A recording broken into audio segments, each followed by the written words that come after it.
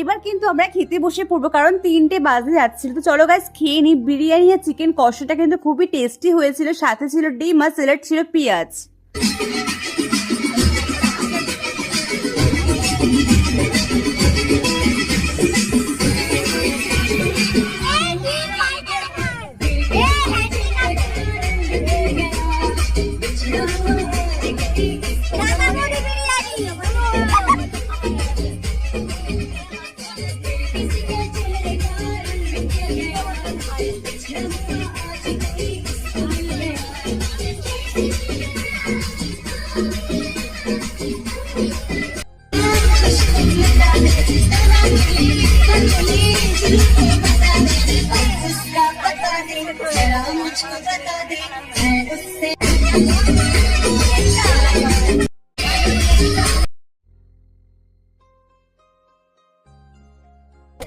দেবো শোন, আমি একটা কথা বলবো।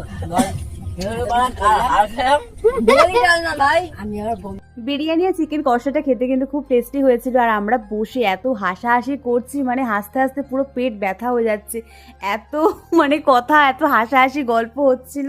আমাদের হয়ে গেছে খাওয়া, তো এবার আমরা কিন্তু বাড়ির দিকে যাবো। তো চলো গাইস তাহলে বাড়ির দিকে যাওয়া যাক, একটু ডান্স দেখে বাড়ি যাবো।